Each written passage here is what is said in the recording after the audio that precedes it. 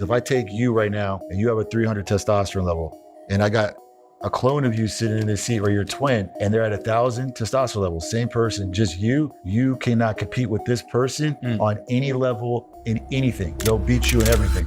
I was getting it late in my 20s and falling asleep at the desk, getting tired, putting on weight, body composition. I saw an ad for testosterone therapy. I went to go try it and it changed my life. When the time came in my career where I was turning into a corporate refugee, hating what I was doing, I was like, you know what? Screw it. Let me try this. So you started with 25,000 each. Yeah, right. And all we had was our energy and knowing that one, we didn't want to embarrass ourselves. We both had kids, sons that were watching us do this on the ground. Can't let them down. We got to eat. We got to pay our rent. And so we knew there's only one way to go, and that's up. So after all of that, which is definitely sounds pretty grueling, like you mentioned, was it worth it? We'll see.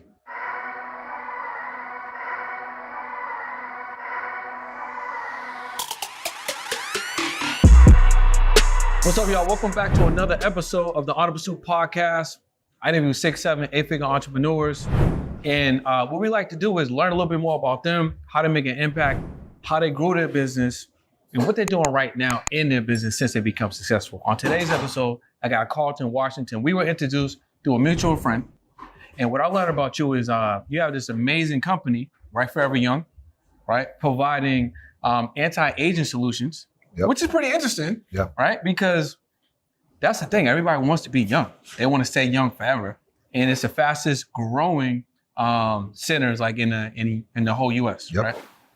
And then a little bit about yourself. You've been building brands and going hard at guerrilla marketing, which is pretty interesting because now I feel like guerrilla marketing has taken a step back from the internet, but it's still impactful. Because now you can have like billboards are still crazy, week pacing is still crazy, and I'm pretty sure you can tell us a little bit more about that journey. But getting in the physical world, when you actually go out there and you see some of these guerrilla marketing tactics, at least for me, it kind of brings me back to when I was growing up. And It's like you have whole street takeovers, you know what I'm saying? So welcome to the podcast. Thank you, man. Appreciate it. You know what I'm saying? Excited to learn more about what you have going on and share more about these anti-aging solutions. Thanks for the opportunity, man. So man, listen, I haven't been to Forever Young yet, but people tell me that I look like I'm Forever Young. No one knows how old I am. 43. Okay, that'd be the same age. You know what I'm saying? Okay, cool. And do you get that pretty often? People have no idea how old you are? It depends on if I'm shaved, what the look is, if I'm in better shape than I am now or less, so But yeah, I mean, compared to my peers, especially when you're around a room surrounded by your peers, it definitely stands out. Because the older we get, the less and less, our friends and peers are taking care of themselves. That's a fact. Taking care of yourself, that's marketing in itself. So, for me, everything's marketing and sales. And so one of the first things you can control is your appearance and how people perceive you in person. Yeah, no, facts. So how did you get into this unique space where I feel like it's a blue ocean, but it could also be a red ocean? Because there's a lot of different product services that are targeted to people wanting to stay young and invest in like their appearances and their health overall, aesthetically for sure. Right. And we're in Florida, right? Arguably one of the top places where people go to. Number one. There you go, right? And then what's LA number 2? I believe it's between those two, and then now Texas is huge. Texas as well. is going crazy too? Yeah. Is it because people are moving to Texas or Texas actually? Not only that, it's just, Texas just has a huge population, especially in the Dallas area, of people who are very in front of looking good and feeling good. Even in the bodybuilding scene, you have a high concentration of people always coming out of Texas, always coming out of Southern California, New York, and always Southern Florida as well. So what are some of the top services that you provide that people are coming to Forever Young for? Yeah, so we have two sides of the business. We have a look your best side and a feel your best side. That's how the business is split. Okay. And so it's two businesses in one. So, a lot of people, are familiar with med spas, but we don't refer to ourselves as a med spa. We refer to ourselves as a vitality center. Okay. So cool thing about us and thing that separates us is that we treat men and women. And when you come in, you'll feel comfortable as a man, comfortable as a woman. And we get patients for different reasons. So, and that's the cool thing because some people don't understand that looking your best also has something to do with feeling your best. Yeah. And feeling your best also has something to do with looking your best. So when these things are linked together and well balanced, that's the recipe right there. And so on the look your best side, we do a lot of facial aesthetics, injectables, fillers, Botox. We got skincare. We got injectables, fillers, Botox, skincare. Yeah, anything that's non-invasive that can improve your appearance and your skin. We pretty much do that under one roof. So just not surgical, but anything that we can control without surgery, we're typically doing those type of services. And then on the feel your best side, that's typically started with comprehensive blood work. So guys are coming in, women are coming in, they want to know what's good, what's bad, how can we fix it? And they don't want to just be normal, they want to be optimal. Yeah. And so what you're seeing, how I'm feeling. Yeah, you want to be optimal, right? Yeah. And I always give people the kind of the example, like, look, you got your regular 70-year-old out there, right? Your parents or whatever, sitting on the couch, watching the news, got the TV tray, or you got the forever young 70-year-old coming in like, hey, where's my hormone replacement and where's my Viagra? I got a date this weekend. I gotta get to it. Same age guy, same age female, lifestyle completely different. And we're a lifestyle service, we're a lifestyle brand. We have services for people who want to live their best life until the end. Okay. And they want to extend that life as well. And so we use science to do that. Everything that we do works. And especially on the wellness side with the hormone replacement really kind of pauses you and allows you to keep your body optimal, your weight, your body composition, your libido, your energy, your drive, everything kind of ties into that. Also, on that side, we're doing nutrition, we're doing supplementation, all based on the blood work. And IV therapy, which is huge. You asked me how I got into this business. I got into this business a couple different ways. In my business, we also are now a franchise. So we sell franchises and licenses and territories to people all over the country. And we refer to a lot of people that come over as corporate refugees, meaning like they're ready to get out of corporate America. They want to get out. It's just like a regular refugee, like by any cost, they want to get out. And that's really how I came into this business.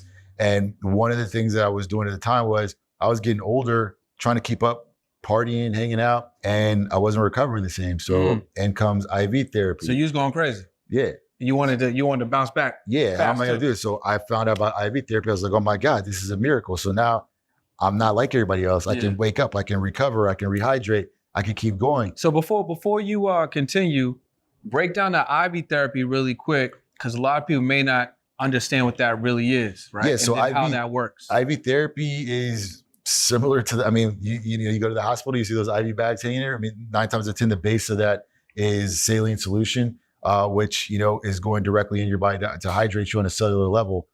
But what we do is we add other compounds, vitamins, other things that actually support your nutrition and basically are absorbed 100% versus the smaller percent after it's going through your digestive system. Gotcha, so this is directly into the bloodstream.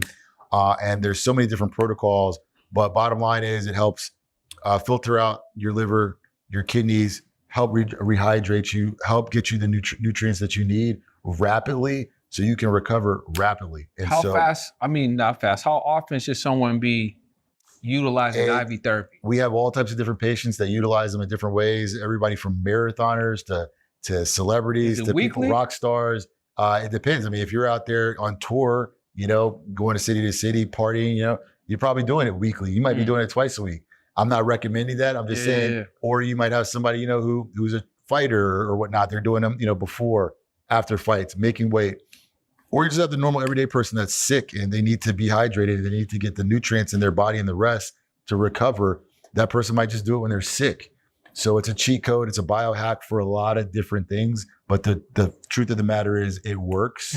It's proven. And it's the best way to get these things in your body, especially because it beats out taking them orally. But the other way I got into the business was really with the hormone replacement. I was getting it late in my 20s and falling asleep at the desk, getting tired, putting on weight, body composition, everything's changing. And I'm looking at everybody around me changing.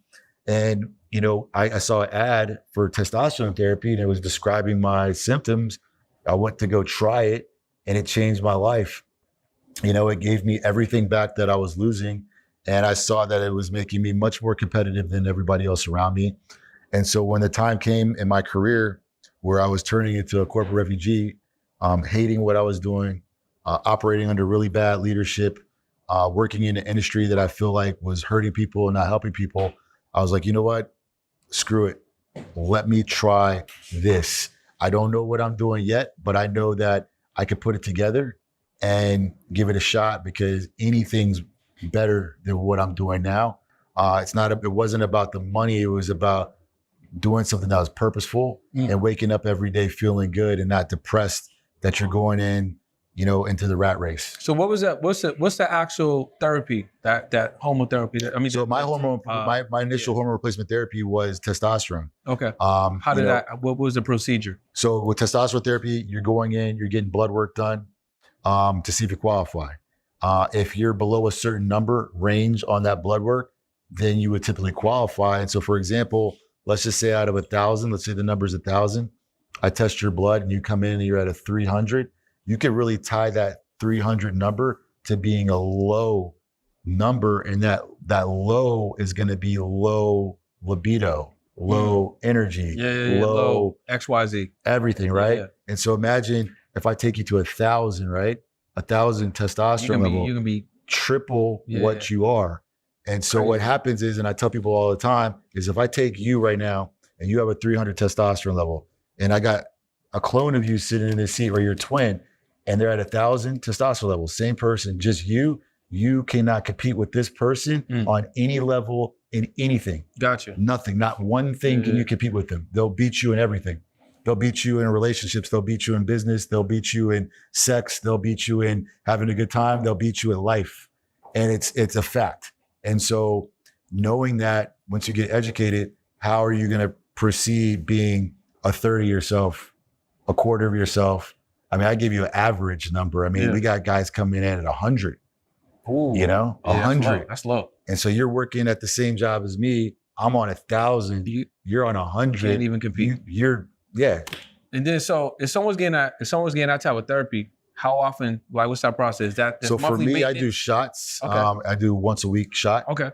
And I've been doing this now for 15 years. 15 years? Yes. And I wouldn't trade it for anything. Got you. And it shows up in every area of my life. Got you.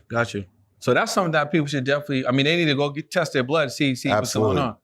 So a friend of mine just texted me back, right? So she has, you might have to read this for me. I can't read this word, bro. Hypothyroidism. Did I say that correctly? Yes. Okay. So that is something that will show up on our blood test that we do. Yeah. But I also got to tell people, I'm not a doctor. I'm on the business side. So we don't diagnose people. What we typically do when someone has that issue is, a lot of times people are finding out they have these issues when they come to our office to do our blood work, because they're not doing all this blood work. We will typically refer them out to a specialist and work with that specialist on approved therapies for them to get them back to feeling good. Gotcha. So but this is something that you've seen before. Absolutely. Okay. We see everything because you can treat that. Our doctors and medical staff can partner with the right practitioner for that. That's a specialty. Yeah, specialty. And so we only treat within our realm, and then we will work with the physician to make sure that the client and the patient is getting a comprehensive approach. Right. We don't do anything. We don't want to harm anybody, and we do what we do really well, and we don't want to interfere with someone's health in areas that we're not experts in. 100%. So for men, is testosterone the most Testosterone is the most common. Okay. We have other growth hormone peptides and things of that nature. I've heard a lot about peptides. It's huge, man. How do you break that down? Peptides are typically different combinations of amino acids that trigger certain activities in the body that can be beneficial to your health. So there's some that help with growth hormone production. There's some that help with weight loss. There's some that help with sleep. There's some that help with healing. There's some that help with sexual dysfunction. And so they're identifying these chains, and then they're isolating them, and that's the peptide that you're taking based on the proper dosage. Again, these are things that are helping people tremendously. Mm-hmm. And it's not like, in our parents' time where these things aren't available. These things are available to the masses, and people who know about them are using them to their advantage. So when you see some guy that's 60 years old and he's out there living his best life, a lot of the time, they're participating in some kind of wellness treatments that are allowing them to have a much better life than their peers. Yeah, no doubt. That sounds great. So it's really like you really are extending your youth and your energy and being able to do things that, as and it's extending life. Yeah, that's what I'm gonna say. Yeah. Because our patients do blood work 3 to 4 times a year. Go and ask any community anywhere in America, how many times are you doing blood work? It's probably 0. Maybe in the last few years, maybe if they went to the hospital, maybe. And we're going above and beyond what your standard doctor's testing. So if you have something wrong, if there's something wrong in your blood work, it's popping up one of the 4 times in the year, which could save your life. And if you're optimizing all the other functions with lifestyle enhancements and nutrition and exercise, you're going to live longer. Yeah. Unless there's an act of God that happens, you get the car accident, you're going to live longer. What's that mean? We talking about 105? What are we talking about? We can't put any claims, but it would make sense that if you do not get hit by a car or something of that nature, and your heart health is being taken care of, your liver, kidney functions being taken care of, your exercise, you're doing all these things that are proven to be good for you, that you're going to probably live much longer than everyone else, and not just live, actually be living and have a good life, right? Other than, we all have the person in the family, everybody's got the type 2 diabetics and all that stuff out there. They can't do nothing, canes, scooters, and Walmart. That's not living, know? It's not. It's and existing. so we're anti that. Yeah, I got you. So we know what men are going in for. What are women going in for? So good question. Like 1 and 2. Well, so we treat men and women. What's interesting is initially the majority of women are coming in for aesthetic services because, women, aesthetics, beauty, skincare. Yeah. But what we found is that more and more, it is not just the aesthetics, it's aesthetics and wellness. And the same things that we're offering men are the same things that we're offering women, because men and women need hormone optimization in today's society. Men and women need nutrition. They need to be going to do blood work, all these things. And so you take a woman who is pre-menopausal, post-menopausal, in the middle of menopause, and you fix that, you're giving them life back. So you're saying a woman that's pre or post-menopausal, it's all hormonal. All hormonal. So she can actually be able to not experience that, or it could be pushed out a little further. It can be minimized. The symptoms can be corrected. The symptoms can be taken away. That's crazy. And now you're skipping that. You're prolonging quality of life. Everybody's happy because if they're in a relationship, the kids are happy, the husband's happy, the boyfriend, whoever. And even pre that, if you think about it, think about birth control. Birth control is like a negative hormone that they're giving young women to not have babies, but no one's asking themselves, like, what is this doing to my body? 100%. So that's why you meet all these girls that are on birth control. They're like, I can't get my weight under control. I keep on putting on all this weight. I have no sex drive.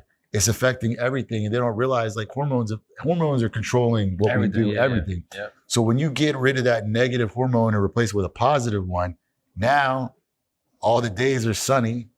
Now you have a woman who has a libido, has drive, has energy, not to mention her body composition is shifting in a positive way, because testosterone allows us to maintain muscle mass on the body. Yeah. Not like a bodybuilder, I'm saying, but just the muscle mass you need to keep your body composition looking attractive the way you want it, right? Yeah. And so everything you see in the aging process, the softness, the slowness, all the negative aspects of that are typically due to the morbid situation of you're dying and your hormones are depleting. So if you stop that, then you're doing the opposite. You're pausing it. So you found like the fountain of youth. We didn't find it, but we definitely packaged it. You know what I'm saying? I'm talking about you when you were, kind of like shifting. Absolutely. And you were like, I don't know, this is something. Right. I know I could do something with it. So, I mean, that's crazy. I mean, this sounds like something that could literally help everyone. Yes. Unless there's some kind of medical contraindication for our services. It's something that I believe that everybody should be seeking, because the alternative is what we see every day.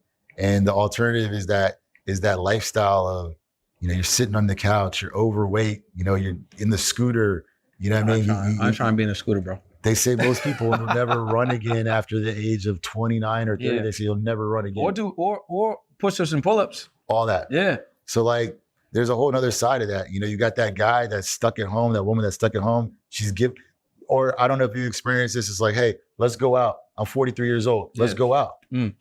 How many people you have that can go out with you right now at 43? Like, I know that number drops off. Yeah, no. You know what I'm saying? As we get older. I go home just to, every now and again.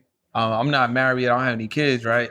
And I'm from Boston. So I'll go back home every now and again, connect with the guys. Right. You know what I'm saying? And my lifestyle is completely different to a lot of them. Married, kids, chilling. They got their routine. Right. A lot of them, they're gaining a little bit of weight, not as active. Right. One of my friends, he gained a little bit more weight. And he's, like you said, couch surfing, chilling,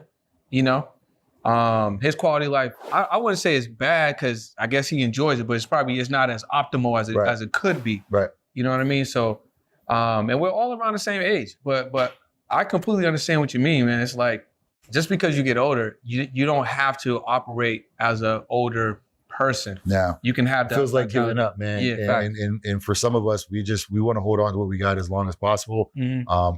I enjoy being alive, and I want to live my life. Yeah. And I just don't see how people can just wake up and submit to what they're submitting to these days without a fight. And what we provide for people is the fight to get as much of your life as possible. What's on the other side of it, right? So we talked about all the ways that it can help people, men and women. Right. And it sounds great, but I know there's probably people watching, listening, and it's like, okay, cool, this sounds cool, but I'm a skeptic.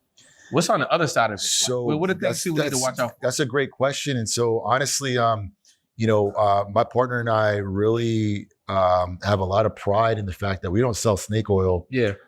We've never been salesmen. We only educate. And so I really don't like to convince people per se. I like them to do their research. And I like for people to say, hey, look, what's on the other side of this, first and foremost, is this is something that I give my wife. This is something that I give my parents.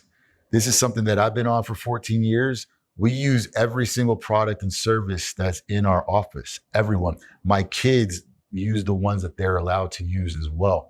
So this is something that we So put you all in. Put our faith in. Our families are involved. Our parents are involved.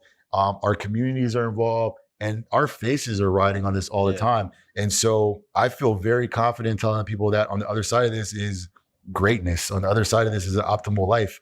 On the other side of this is improved health. There's almost no negative side effects to what we do. And our medical team does a really good job of screening people for any issues prior and throughout therapy. And so if you're having all of these negative things happen in your life, and even on the aesthetic side, you're watching your face sag, you're watching your collagen disappear, you're watching your forehead get wrinkled, you're watching all these things happen to you. If you're fine with that, if you're fine with, low energy and fine with sitting on the couch, then we're doing well, right? So it's like, I don't need to convince that person. Yeah. This is for the person that's like, I want to do more. Yes. This is for me. I want to do more. I don't want to give up. Yeah. I know I can do more. I don't have to fade away like my peers, and I'm not going to, and I'm making a decision to do that. And so I always tell people, do your due diligence, do your research. But at the end of the day, if you're skeptical, just ask yourself what's going to happen if you don't give it a try. And at the least you can do is go do your blood work. Yeah, and the least you can do is go get a consult for improving your face, your skin, and all these things that at the end of the day, if someone's watching your podcast or watching, anybody out here in the space, it's typically to get information and do better. 100%. You want to make more money. Yeah. You want to be more successful. How about you look like someone that's successful, right? That you have the discipline to take care of yourself, the discipline to control your weight, the ability to have the proper hygiene and have clean and clear skin and all these things. Like, look like you care and people will treat you like you care. But if you look like a slob and you just leave everything to chance and to weather, then that's how people are gonna treat you. And that's half the battle, 9 times out of 10, of getting an initial opportunity that you want. So I don't want any opportunities to pass me by, and I choose to stay on this side of the fence, which is optimal. So I got a question about like athletes real quick.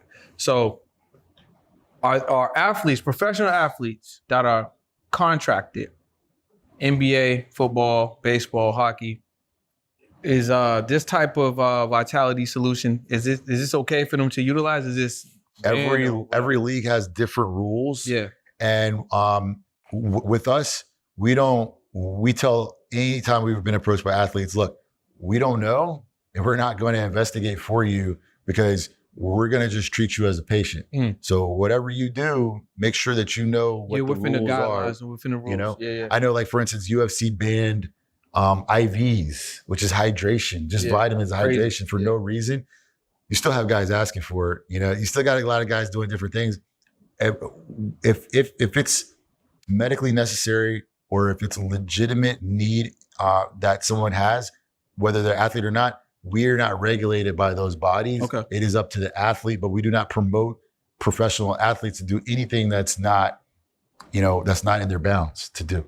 So, but it's not, we really focus on the everyday person, you know, and we kind of leave the athletes to, figure those things out for themselves. Yeah. Okay. Especially because you don't want some guy who's got some big ass contract come in and be like, you told me that I could do this. Now I just, because there was one time a guy had gone and taken something in the UFC he wasn't supposed to take, but he had just left doing a promo at Forever Young.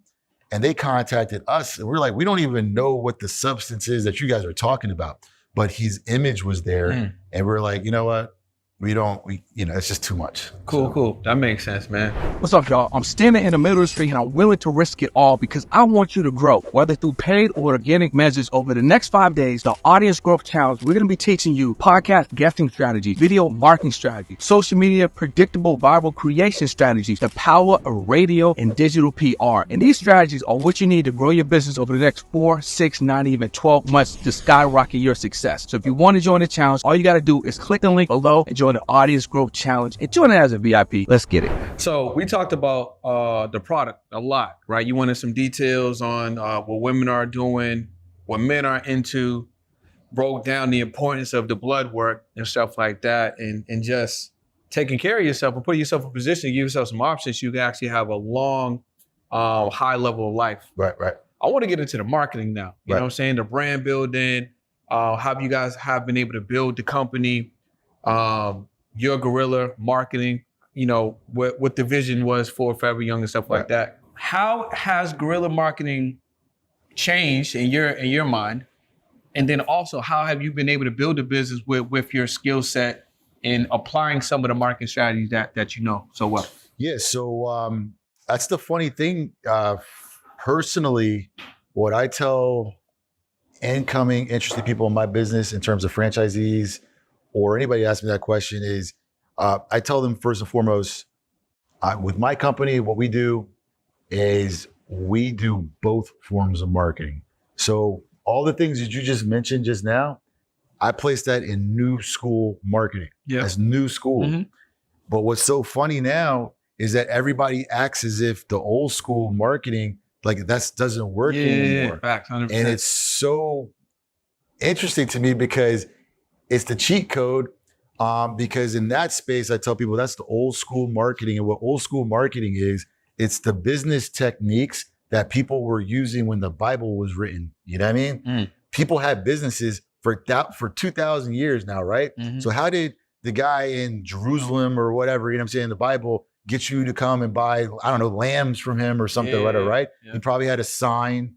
He probably made sure that he did things a certain way. He probably went out and maybe, who knows, gave people some samples or whatever it was, right? And so why would you negate that when it works? And so what I find is that these days, people, first of all, are lazy, right? You hear that across the board. So anybody can do new school marketing. I can do new school marketing and I do it. I pay someone to do that stuff. I'm not a tech guy. I didn't go to school. I'm not trained in IT. I don't know how to code. None of that stuff. It's not a good use of my time either to sit there and be just scanning metrics on digital marketing that I could pay someone to do that. That knows how to do that well. Yeah, and then use my time to do other things that I can control. And what people don't realize, and I don't have any problem telling you guys this because you're not going to do it, is that the guerrilla marketing is where everybody is still at. Yeah. The guerrilla marketing is personal marketing to people and communities. Okay. It's aggressive and it's basically shoving your message down people's throat and they can't do anything about it. Yeah. You're either going to buy or you're not going to buy. So give us some examples. So, I mean, this is really kind of things that I developed when I started doing all this stuff at Howard University. Okay. You know, and I stumbled upon it. So I started doing parties and I started attracting attention just throwing parties in my dorm. And then a larger promoter was like, well, I think I like ruined one of his parties one night. Because everybody can your joint, not your joint. And he was like, who's this Carlton guy? And they were like, there's some guy looking for you, asking all these people. And so I was like, okay, met the guy. He's like, I want you to come work with me now. And so it just started with hand-to-hand combat, passing out flyers, doing this, doing that. And I really liked that kind of work because I could control moving large amounts of people to go to these places and I was getting paid and I was having fun at the same time. And so then I took it to a more extreme level and then I got introduced to the music side of it. And so like at that time, if you're in Boston, if you're in the Northeast, you know, you would go down the street and you see like, you know, light poles and everything. Yeah, the raps. All the way to the top, you know, Diddy's next album, Biggie, whatever. So I was the kid out there. Yeah. The wheat paste joints. All that. Yeah. So I was out there. I was the kid, 2 a.m. in the morning. You was doing that? Staple, hide from the cops, doing that. Yeah. And then I would always take it even farther. So I would go and spray paint stencils all over the city. Those are dope, though. You know, you be walking around, you was like, oh, Nas album. You know what I'm saying? But I was like, screw Nas's album. Carlton's party. Fact. You know what I'm saying? Yeah. And so I was just learning all these different techniques and they worked. And what I realized is that at nighttime, you know, you're out there 1 a.m. in the morning, no one else is out there, right? And so when someone else would have an event, we'd have an event, we'd be out there not leaving it to chance. We're controlling the outcome of the marketing because we're not leaving anything to chance. And so we're going to cover flyers. We're going to cover now it'd be text. We're going to put stuff in the trees. We're going to put stuff on the ground. We're going to maybe do a little bit of vandalism back then. I was in my 20s. I didn't care. You know, whatever it took. You can still get away with that stuff now? I can't with my brand. And I can't encourage it, but you could. You could, especially when you're young and you have nothing to lose. That's the thing. And that should be your attitude when you're marketing up into the point where you have something to lose. If you don't have anything to lose, market your ass off, deal with the consequences later. If you have something to lose, that means it's working and let's back off the things that are, you know, on the edge or whatever. And that's what we did. And so when I was in school, that was the approach. And then I noticed that when I had parties and groups of people, then you're able to leverage that into whatever you want because the group of people is there. You got the audience. Yeah. And so my parents, they wanted me to get out of that. They were like, this is not what you came to school for. You got to get out. And so I kind of reluctantly just gave all that stuff up. But then when I went into corporate America and I was challenged to meet my goals, I was like, well, how am I going to meet my goals? So I would just start doing the same type of events, but at my bank. You know, I was in banking, you know. I would they look different, but I was hyper social. I was able to attack, you know, Chamber of Commerce's, different groups, gather people around. It was all the same concept. And I was like, wow, so now I'm hitting my goals. I'm bringing all the business to me. And it's different now because I assume that a lot of people that might have been coworkers or even competitors in the space, they wasn't doing anything like that. They weren't. In that type of category, in that type of space. I'm assuming. No, not at all, because most people, I guess, didn't have that skill set per se. Most people are afraid to put themselves out there. Most people are so concerned, well, what if it doesn't work, which is a big concern, but that's why you put the work in so that it always works. And a lot of people, it's just unorthodox. And so, but also at the end of the day, what it really boils down to with this type of marketing is guerrilla marketing takes you getting up and actually doing something, right? Yeah. So whether it's, you know, even in our business now, there might be a week where I'm going to 5 nights in a row of events. I don't feel like doing it, but we do it. Why? Because you won't do it.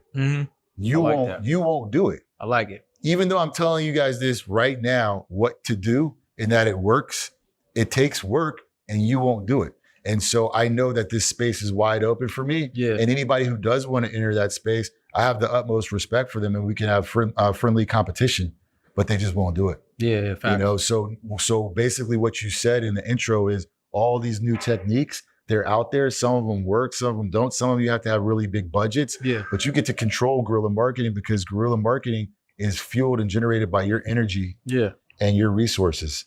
And so guerrilla marketing is anything creative you can do in an aggressive manner to drive business and to drive awareness and attention to your product, your service, or your brand. Yeah, that's basically even how we do podcast guesting, right? Because a lot of these agencies that may help people get on shows, they're gonna help you get on the show, Right.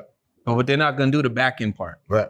The most I'm seeing that they're going is as far as couple clips. So you go on the show, you got some clips. That's it, right? But it's like, that's the front part. That's the 20% that everybody can do. Right. But when you're on the show, there's opportunity there for you to navigate and control and make sure you're getting some assets and some content that's for you, that you know you can manipulate later. Then it's like, what am I doing after? That's the 80%. Right? Then it's the relationship that you build with the host. Right. How can we do a JV? How can we collab? Right. How do you now build an email list of other influential people that have audiences that you can also control or you can work with, right? To make things happen. So that's extremely interesting, man. So, and one key point that I would say to what you're saying right now, especially in this internet space, and we talked about this before the show, you know, before you go on these shows, before you try to build yourself a brand, before you try to market yourself, you need to be legitimate. You need to be authentic. You need to be the best at what you're doing. Otherwise, you shouldn't be on the internet. You shouldn't be selling any courses. You shouldn't be getting on podcasts, talking about some shit that you heard from someone else, If you're not capable of doing these things, you shouldn't be in the space. And I'm running into that a lot. And so before, you have all these grandiose plans for how to market yourself. What I'm finding is that you got to also, people are forgetting, you need a substance. And it can't just be education or theory based. What have you actually done? What have you actually accomplished? Show it to me. And that to me is the biggest separator too, when you're going out there, because what I find a lot of the time is I'm meeting with people or I'm encountering people, and behind the scenes after the show's over, they're like all blown away, but they're like, because they're not actually, they're just operating in this space that looks pretty on screen, but it's sometimes it's not built off of any substance. It's like a facade. It's a facade. Yeah, it's a facade. It's a facade. Yeah, it's a mirage. Yes. You know what I'm saying? I like that even better. You open the door, you walk in, it's like, where am I? Yeah. Crazy, man. It's like a Hollywood set. Yes. You know what I'm saying? So I just gotta ask you directly, man, how have you been able to build this company using your strategy? How have y'all become one of the number one solutions or the number one solution? Because how have you done that? Because I think, we're relentless. We were relentless, willing to apply these techniques while also obsessing over everything else. You know what I mean? So, I have a partner, and, for me, my job really was just to get him in, right? Get him in. However you can do it, get him in.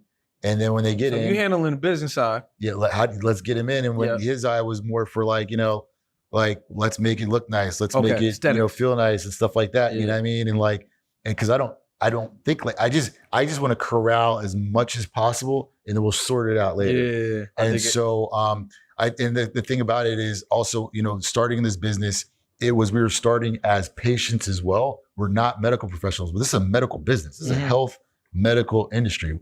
And so we came in to disrupt that because 1, we were hungry. 2, we didn't have any money. So we started our business. We both put in like 25,000. Yep. That's it. Yeah. 25,000 to start this business. So when you started this business, because you mentioned earlier it's a franchise, right? Just franchise opportunities. Right. So when you started this business, were y'all literally the first Forever Young? Or did you buy into it? No, we're the first Forever Young. So you're the first one. Yeah. So you created the franchise model. Yeah. So you started with 25,000 each. Yeah. Right. And all we had was our energy and knowing that, 1, we didn't want to embarrass ourselves. We both had kids, sons, and that were watching us do this on the ground at the time. Can't let them down. We got to eat, we got to pay our rent. And so we knew we couldn't let this fail. We love what we're doing. We're patients. And so we looked at everything that we're doing from the patient point of view. And we're like, well, I would like this. I don't like that. And that's how we treated people. We treated every single person the way we want to be treated without fail. Every single one of them to date, the way we want to be treated in an environment that we thought was cool, that was the music that we like and think is cool, that smells the way we like, that has the lighting that we like. And then behind it, you have two people who are like, this can't fail. And we'll do almost anything within ethical and legal bounds to get it done. I like that. And so our approach to the doctor's office or the little foo-foo med spa, pink with the champagne flukes and all that type of stuff was get out of our way. You know, we had competitors. We had digital truck. We parked the truck in front of your business with the sign on. Yeah, you was going crazy. Lower That's prices. aggressive. Yeah. That's and if aggressive. you don't like it, come say something about it. Come. No one ever did. And you know what I'm saying? So it's like, I don't think people in a professional industry are used to people coming in and pushing people's buttons like that. That's almost like old school when brands used to compete. Yeah. Like IBM will call out Apple, Pepsi will call out Coke. You know what I'm saying? Things like that. And it was frustrating too because a lot of these guys had mommy, daddy money. Our competitors were fueled by mommy, daddy money. And to this day, we always say we don't have rich parents. We can't say we don't have investors anymore because we do have investors now, 9 years in, but no rich parents. And so, you know, those guys were like, I don't know what to do, you know? And we're like, you know, we're taking high interest loans, running up credit cards to keep our business afloat. And these guys, they can go to sleep at night.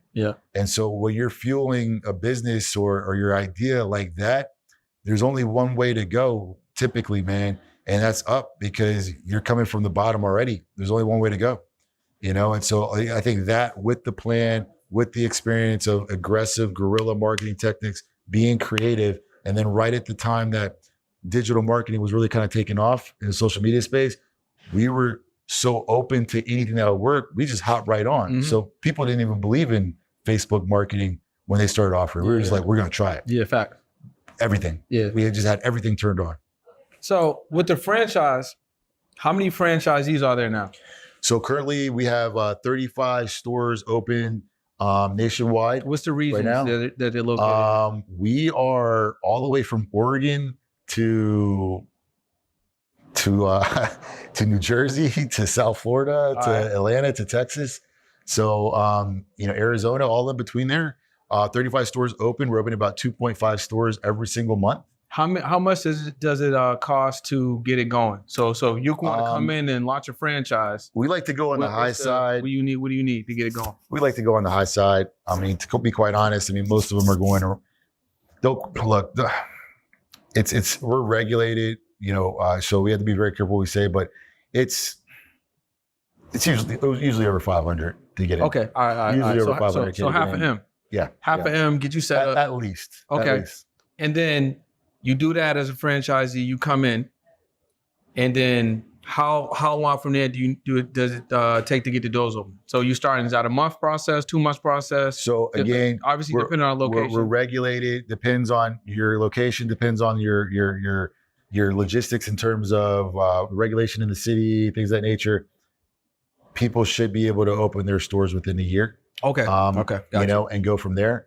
And but we always got to be careful in franchising. It's just like, you know, this is like being a public company. You got to be careful what you promise. And so it depends. What's up, y'all? Listen, if you are a business owner or entrepreneur and you juggling your email, your text messages, you don't have a CRM, you don't have any automation, you don't even have your social media posts scheduled, I have the solution for you. What you want to do is tap into the lead attraction system. This is an all-in-one system that's going to handle your text messaging, your email, your CRM, your invoices, get you paid, your digital products, your memberships, your courses, your funnels, and also it's an all-in-one solution. So you can get rid of all these other things. It's in one system. You pay one price every single month. And they also have a weekly office hours. So I don't know what you're waiting for. Tap into the platform and make sure that you grow your business. Lead attraction system. Grab the link below. Let's go. So what made you guys go to franchise model from building it? Like, why did that seem attractive? And how have you been able to grow 2.1 stores a month? Yeah, so at the time, I mean, again, we're still in the same situation, very eager, very hungry to succeed, no rich parents, no investors. So we're like, man, we're really onto something here. We got 2 corporate stores now, but how do we really take this out to the masses? And we weren't, multi-millionaires at the time. We just had 2 successful businesses. And there was a guy that introduced us out of Miami, who introduced us to franchise. He was like, hey, I want to take you guys to dinner. I want my associate to take you guys out or whatever to talk. And we were like, well, if you're the head guy of the company, you need to meet us for dinner and we'll talk. And he was like, well, I don't usually do that. I was like, well, then I guess we're not franchising. So we brought our wives.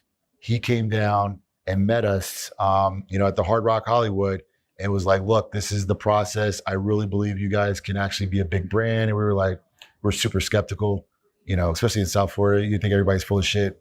And he was like, no, I really believe it. So we talked about it, and it was like, hey, let's just give it a try. And so we took some reserve funds we had. I'm seeing a theme here. My theme is there's an opportunity, y'all are taking it. Or at least y'all are trying that opportunity, see if it's working. We're pushing. Look, man, there's class ceilings out here, bro. The American dream is real. Break that down, the glass ceilings.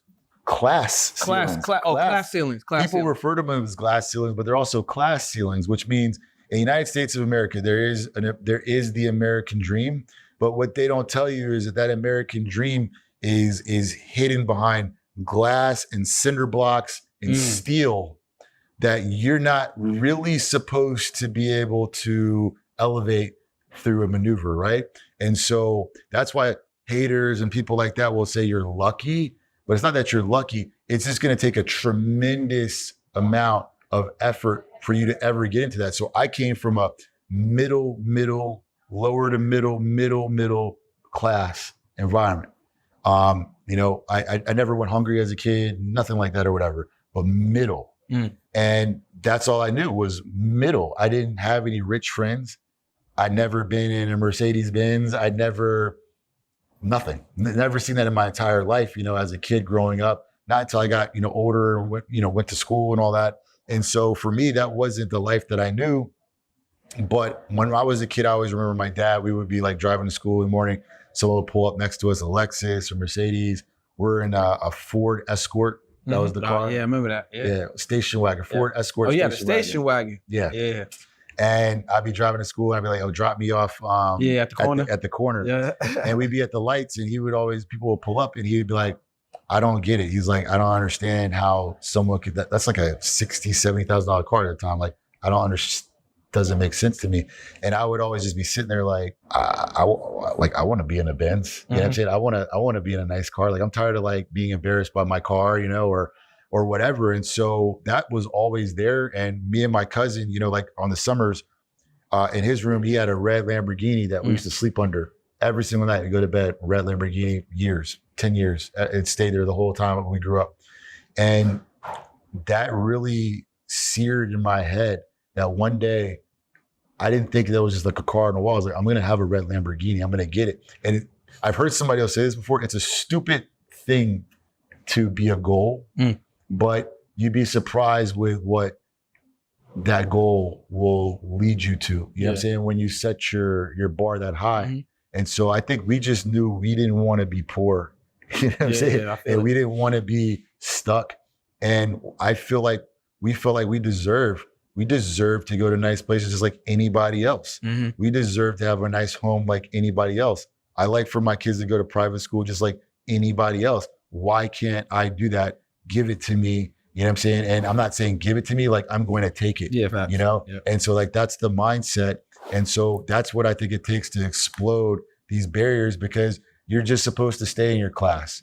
You're born in the project, you're supposed to stay in the projects. You know what I'm saying? You're born up here, you're supposed to stay up here. And the way you look at life is typically going to be up here. And so you have to study, research, pull, tug, do whatever to get all the knowledge and be prepared to make that explosive jump through your next class, whether it's from poor to middle. Some people are, like I volunteer with Habitat for Humanity. Some people just are amazed by the fact that they can get into a house, a small house. Like they've never seen a house before. I grew up in a house, so it's like, it depends on what you want, but it takes effort to bust through. And I think we just felt like there was no other option. No, I like that. I mean, I think you kind of really put it in perspective when you talk about the class ceiling. And a lot of it is programming.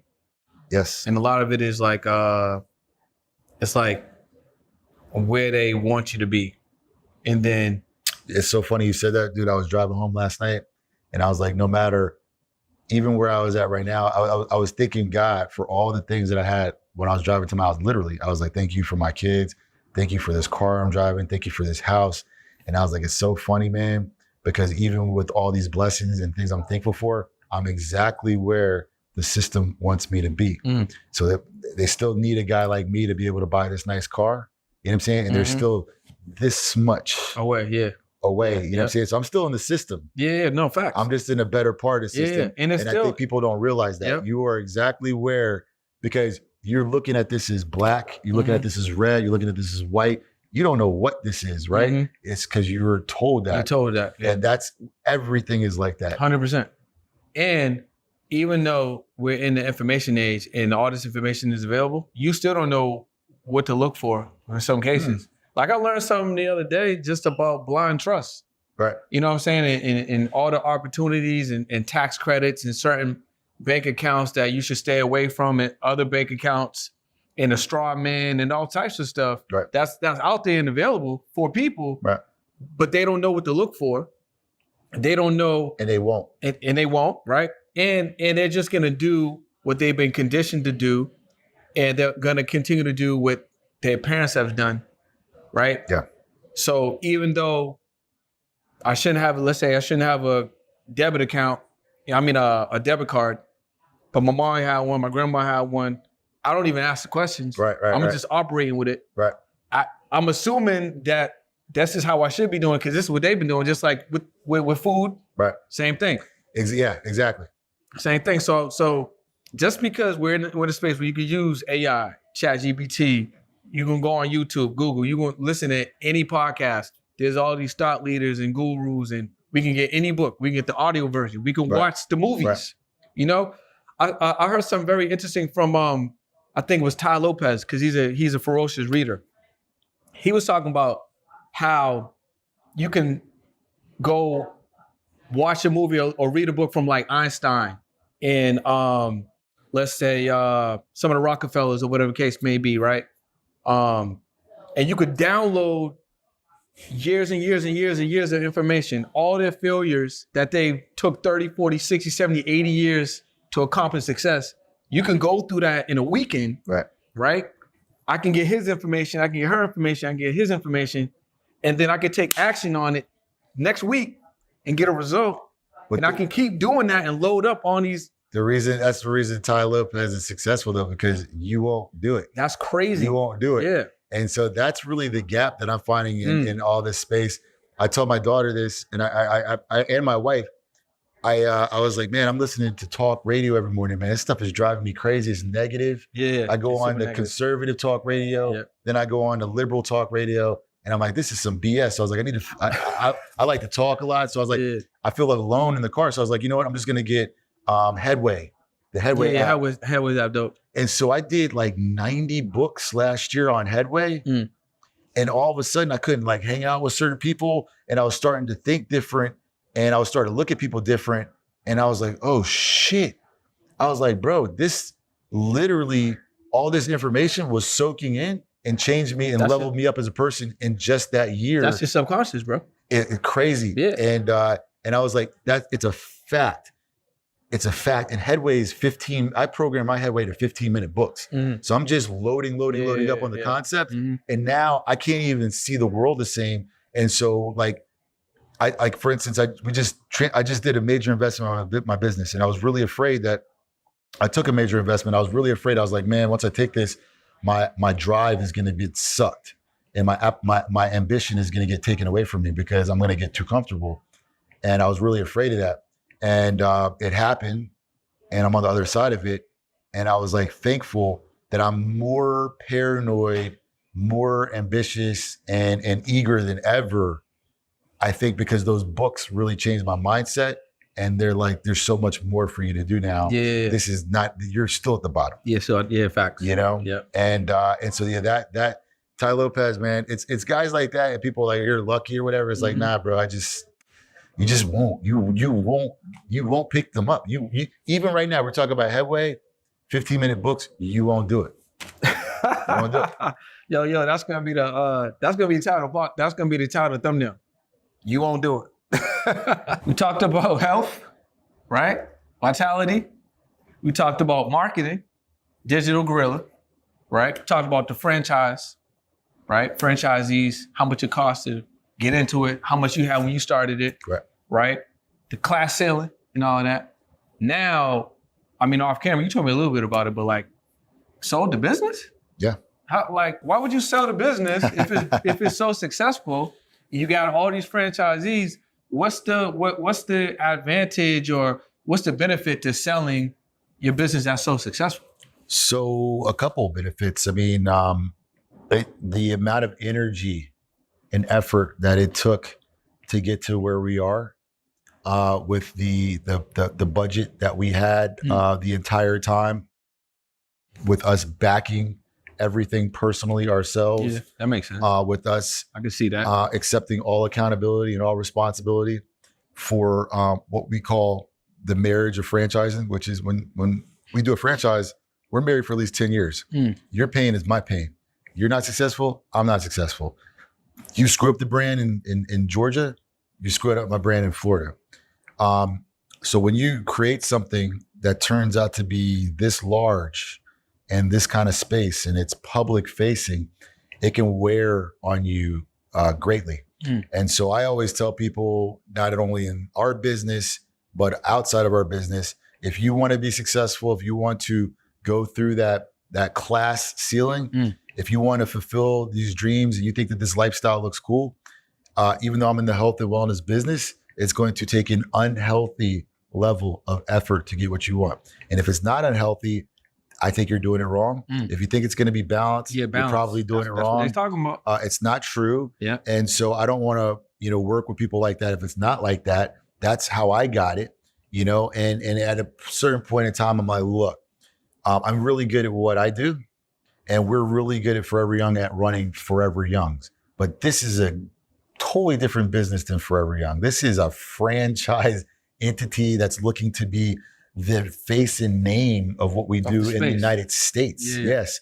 And so it's a lot of responsibility. It's a lot of work, and you need to scale. You need capital. You need support. And so I felt like this was the best time to do that. And, we had gone and talked about this publicly multiple times. We were on a show with Kevin O'Leary a couple times discussing this.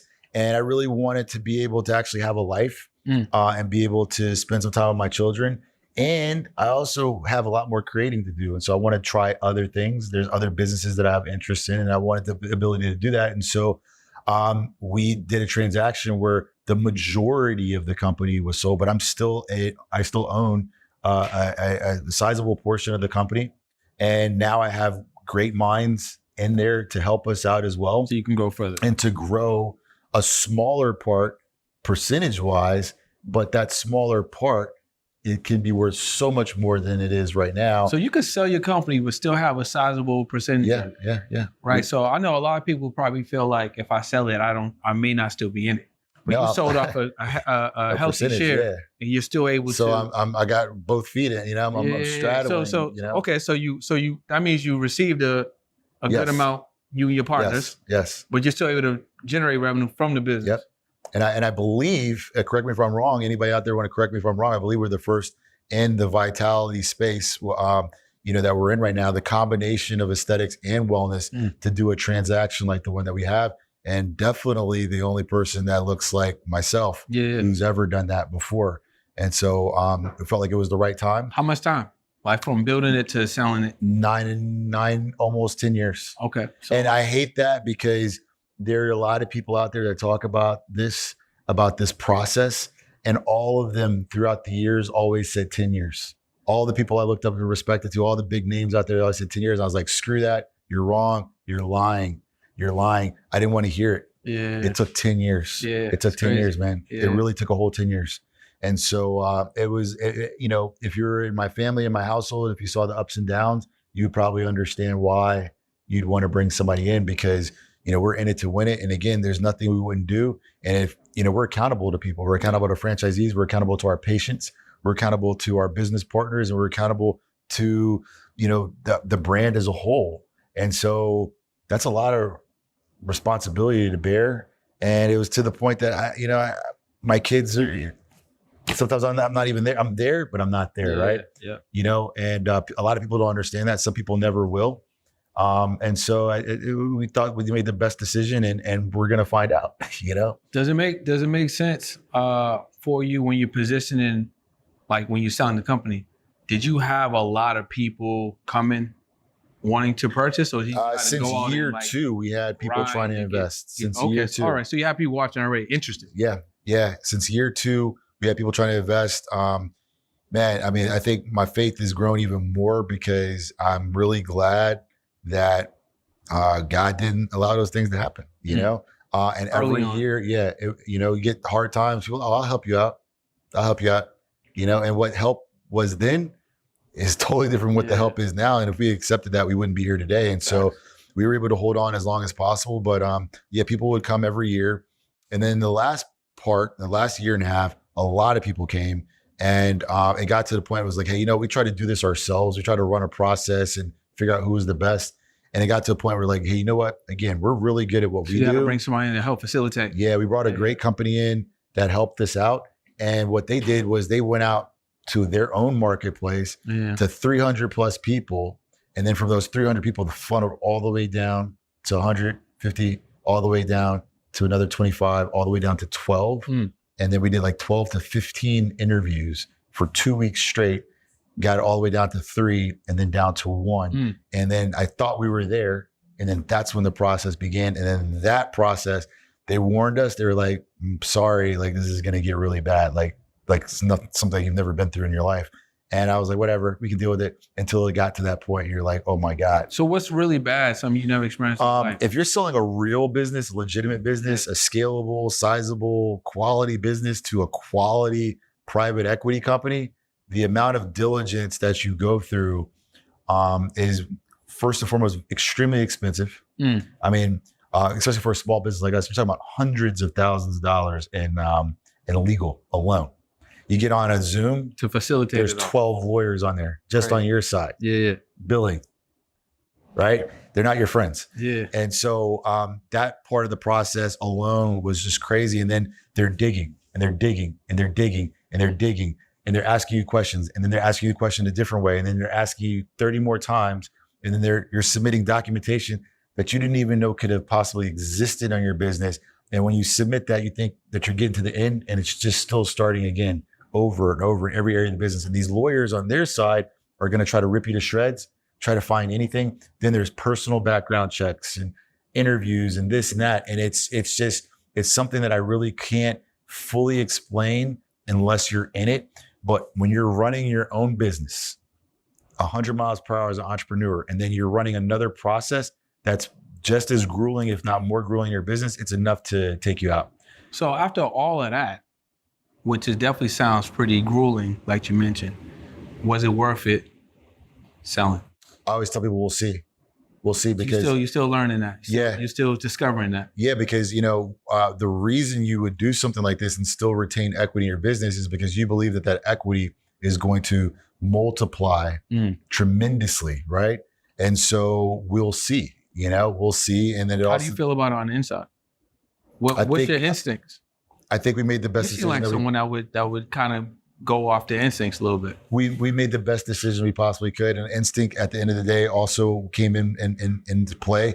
But we're not going to know for 2 years. 1 to 2 years. But that's the cool part is that even if that, I know now after going through these processes and going to hell and back, that no matter what happens, if I have to do this again tomorrow with 50,000 or 100,000, I can do this again, and I can scale it in 2 years. Well, that's the one good thing about once you accomplish something. So even if something went down and you lost it all, can't take it away from you. You can't take it. You have the skill set. You know the path. Yeah. You know the strategies. You can just build it back up. Yeah. Yeah. Faster, like you said. Way faster. Right. Way faster. If we knew what we knew now, and after going to hell and back in this process, the time to scale the capital raise. Half the time? Less than half the time. Less than half the time. 25% of the time. I would love to have the space to build another brand from scratch and to prove to someone, because that's what gets me going, by the way. I learned that this whole process was all due to a chip on the shoulder. You got a book? No got book. a book? No book. No, but I mean, you got a book coming out or something? I like to, Yeah. I mean, but it's all about proving people wrong. Yeah. And it's all about showing people that all these things you think are impossible are possible. But and now I know what it takes. Yeah, I think we're gonna be on this camera. I think that's so. The things I'm getting from you is they ain't gonna do it, right? They're not gonna do Proving people wrong, taking advantage of these opportunities, and working extremely hard, to prove yourself, break through that class ceiling, and obviously get to that destination. And the competition don't matter. Those are nuggets I'm picking up. Yeah, absolutely. I mean, and this is not good for your business and maybe mine in the future or other people's, but the truth of the matter is, if somebody's watching this podcast, there's tidbits in this. And at the end of the day, the fact that we're telling you that you're not going to do it and prove us wrong should be enough for you to close your laptop or your phone right now and say, this is all I need. Because I promise you, if you keep on searching, you keep on scrolling for all these secrets to success and the shortcut to success, they literally don't exist. There is none unless you're independently wealthy or have rich parents and you have the ambition and drive and dedication it takes to build a business. That is the only way that you're going to get what you want. There's no other way. And it goes into the wellness and it goes into what we talked about before, because if you can't perform at this high level, if you're tired and lazy and you're sitting on the couch, trust me, it's never going to work out. It's never going to work out. And I can look at you, it sounds bad, but I can look at you and tell how much you can take, how much you can endure, how long can you work before you're tired or you're breathing heavy or you got to take a nap, right? Because you're 150 pounds overweight. You can't compete, and so you got to fix these things simultaneously if that applies to you. And if you're ready to go, then stop watching, stop scrolling, and it's time to just pull triggers, because you're wasting time, and there's no shortcut.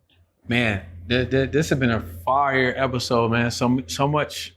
I mean, we had a lot of different categories. I think that are very impactful. You gave a lot of quality information that I feel like people can literally, like you said, they can close the laptop, turn off the app, go to work, right? Because they should feel triggered to want to be.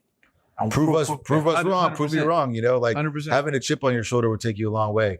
It's all about like that dad that told you weren't going to be shit, or that person in school that told you your idea wasn't going to work, or that girlfriend that left you because you were broke. Like, prove them wrong.